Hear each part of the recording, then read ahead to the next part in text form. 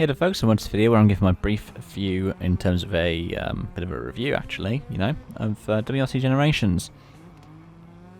I'm going to keep this quite quick because WRC Generations, the last of the series that Kyle are making of the WRC games before they hand over to Codemasters for 2023. The big things about this one, that final game, first one to have hybrid World Rally cars, well, Rally 1 cars are now known. And yeah, a lot more stages, it's the most that they're boasting for any game, and yeah, there's a lot of returning faces as well. Pros of this game, that is one of the obvious pros, and it means that they could be used in things such as clubs, which means bigger championships. I think that is awesome to see, but I'll come back to it in a moment because they still could have done more. And the same with the variety of cars, like they've added more into their kind of classics thing they retained from last season, and yeah, same kind of thing there. And the game modes, the game modes are the same as they have been in previous games, but quite importantly, there hasn't been much that's been broken, so there's not been much they've had to fix. There are still the occasional issues, as you see from some of the world record runs I'm using for footage here, with track limits abuses, but apart from that, the overall product is still a good product, and if you compare it to F1 directly, you can see a lot of similarities between the two titles.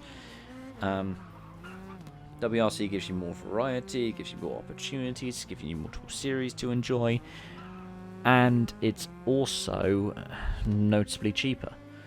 The standard version of WRC is around £32, I think, from the developer, £35 in the Steam store, whereas F1 you're looking at £50, it's proper AAA prices.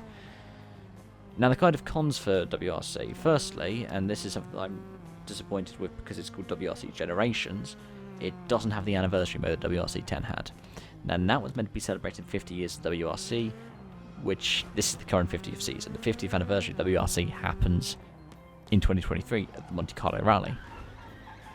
But this is the 50th season of WRC and there's no proper WRC 50 celebrations. It's a nice nod to Generations though, where they kept the reward running livery in the bonus part of it from the fan competition they had last year. Another kind of thing, I'll be critical of the handling model. Now it's got something similar to what F1 has. I don't remember this being an issue in WRC 10 necessarily, but using the handbrake, it's really a kind of hit or miss thing on tarmac, whether or not you are going to lose 10 seconds or gain 2 seconds compared to a previous run.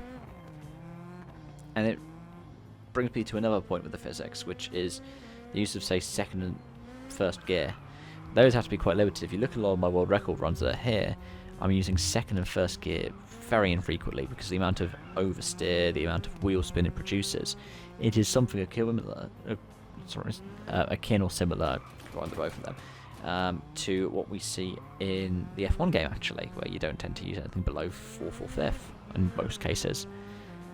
And I think that's largely the kind of crux of the issue, is this feels a lot more like it's something going towards what F1 had, instead of keeping the kind of charm and the brilliance that something like WRC 10 had, where even though it wasn't perfect, it still felt like a kind of better title to have comparatively to F1 in this situation. Just want to wrap up with one more thing, which is whilst the stage variety is good and all these kind of use of the licensing is good, they have a lot more stages that they held back on. I remember, I think it was over WRC 7, 8 and 9, they revamped a lot of rallies. I believe they revamped Wales, they definitely did Portugal and Finland, and I can't remember, I think they might have done the Monte as well. There are a lot of stages that were in WRC 5 and WRC 6 that didn't come back for this one, which would have been nice to see, having nice fleshed out rallies give you proper variety in terms of the stages. Maybe they'll add them in as WRC, and maybe something like Rally China and Rally Australia, because there are a lot of brilliant stages they had in those ones, and if they could have them all back, because from what I can tell they should be able to have them all back, that would be fantastic for a WRC send-off. You have everything that they had, and maybe even the old cars as well, and you could go, yeah, we've got everything from the manufacturers, we've got all of this, everyone's been cooperative. It would be a beautiful send-off to have. So hopefully that will happen over the coming months. Kyloton and Big Ben have been really good with those releases, the post-game releases, those little patches and updates, so I hope we see that again. Those are my thoughts. Thank you so much for watching, and I hope to see you again soon. Bye for now.